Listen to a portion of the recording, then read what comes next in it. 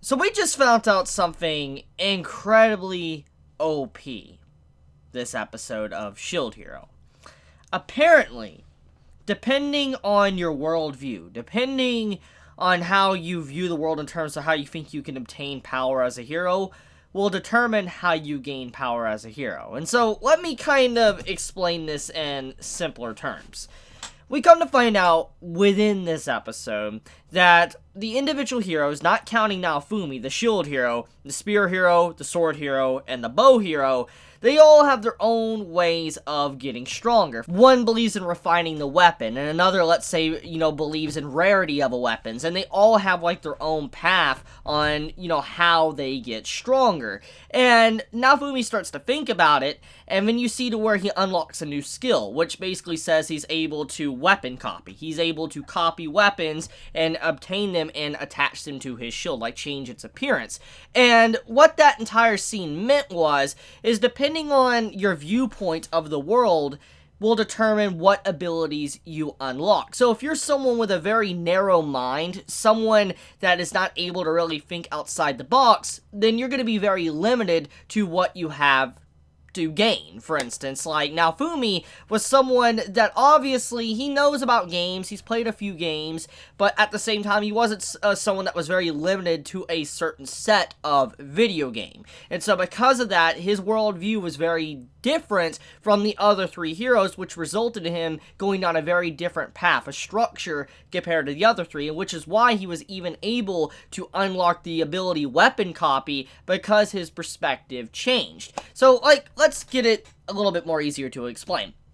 Basically, all the other heroes and the way they feel like they get stronger, they're not wrong. They're not necessarily wrong. The direction they took themselves on, let's say, rarity of weapons or refining weapons, etc., they're not wrong in that area. However, what they're doing, though, is like I said, they're a very narrow mind. They have a very narrow viewpoint to where they're not able to expand out and gain abilities that, would be possible if you were able to look at everything from a different angle. And this kind of really plays in with the characters, because since the very beginning, it's been established that the three heroes, the sword, the spear, and the bow hero, view the world as a video game, a certain video game. That's what was even stated in the first episode. They compared it to the represented video game they played, and that is where they went since then. That's where they go in terms of all their knowledge and what they need to do to get more powerful. They go along with that worldview. As for Naofumi, he's someone that really hasn't gotten to experience a lot of video games, and so he's went about the world in his own way to where he's really open-minded to everything that comes into his path, where he can learn from it.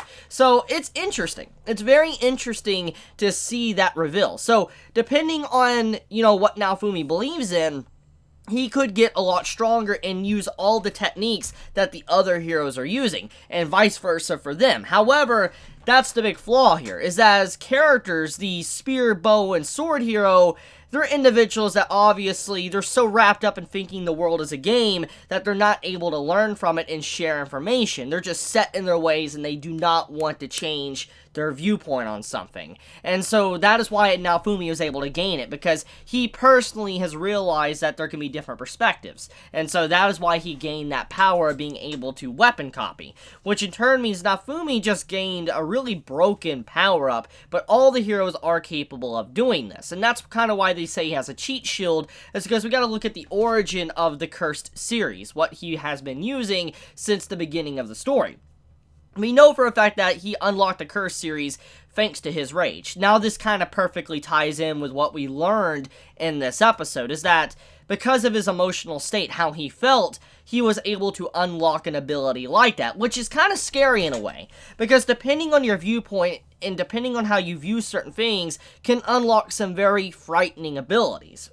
Abilities that could easily destroy the world if you're, not using it properly. So I can definitely see this overall concept with heroes being abused a lot. There's probably heroes in the past that maybe abused it just because of how, if it really goes on in terms of belief or your emotional state and unlocks something, then it makes perfect sense. But okay, dropping that for now though, Let's talk about the scene where Naofumi was actually weapon copying. He was able to copy a bunch of shields and apply it to himself. That entire scene is pretty hilarious. I think they weren't trying to be very meta with that moment, but it was very meta for this current age of the internet. As you know, it's very easy to go online and, watch certain things or listen to music in certain ways, and basically, with Naofumi doing that, it's kind of like, an analogy to that. Basically, this man just walks in, he's able to browse all the products, grab the products for free, and not even pay the dude. And that's why the guy was getting upset. He basically downloaded their shields, or his shields, for free. And he didn't, need to have to pay anything at all. Which, you gotta imagine from his perspective, is pretty rude. And you gotta think of it from a business standpoint, okay? This man, the blacksmith, has obviously put a lot of time and effort crafting these shields, making these shields very strong / powerful.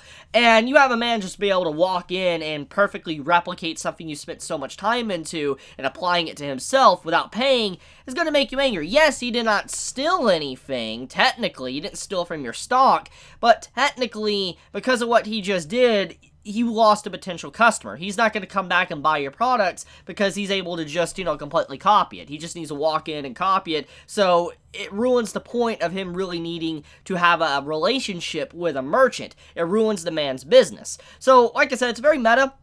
I don't know if the animators or the writer was really trying to go in with that, but that's the impression I got from that scene.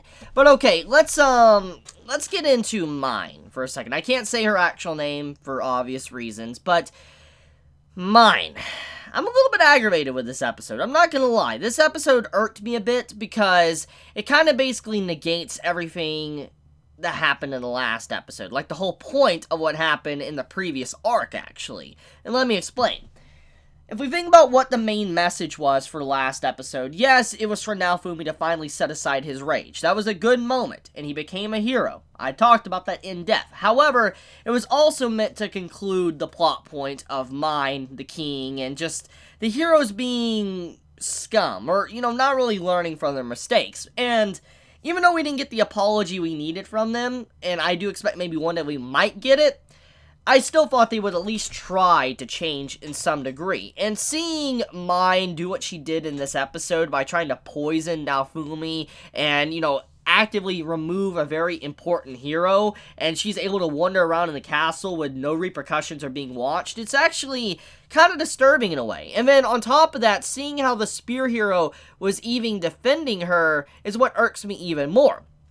I know the spear hero is dumb, okay? I'm not trying to say that, I'm unaware of that. It's been established already that when it comes to the spear hero, he's just so dense that he's insufferable. He's so annoying as a character. But the point, though, is that after everything that's been presented before him about Mine, he still believes Mine is not capable of heinous acts of trying to poison Naofumi.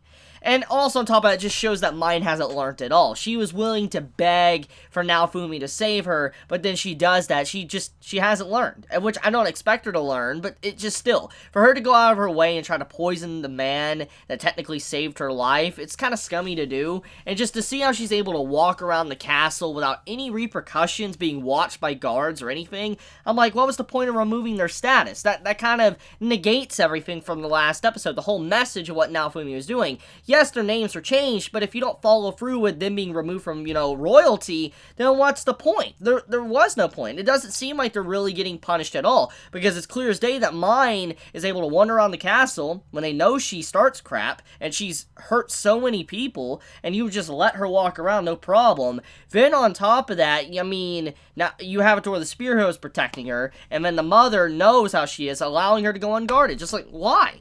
So, I'm pretty irked. I'm really irked about just the direction, Mine as a character has been in this story, but also just how the heroes aren't learning either. That's the big thing. You'd think they would learn. At least the spear hero. I know he's dumb, but still, you'd think he would learn after everything that's been presented. The proof. It's kind of just like, Are you even functioning? How are you functioning as a human being if you cannot put A and B together to realize that that person's a danger? But okay, Let's talk about the next location. So the next location of the story, apparently, these final remaining episodes, is an area that's a special event that is able to give you increased amount of EXP, which is perfect, because this is something that was established a while back, that because of all our heroes being in the same area, doing the same wave, and etc., their EXP gain is incredibly low. They're really lacking. Like, they really need to get stronger, or the next wave is just going to end them. And they need to work together as well. And so, that was the whole point of the information sharing. It was to help them be able to improve and get stronger quickly, but obviously they didn't really listen. But the point, though, is that the event allows them to get a lot stronger, and it's good, because Naofumi needs this as well for his party, because even if they're able to compete in the next wave, they still are very under-leveled. They need to be able to unlock more things before they can even fight the opponents ahead. Also, we're introduced to 2 new characters at the end of the episode, which is kind of weird, because you would think that since we're so far into the story, that the animators wouldn't want to introduce new characters.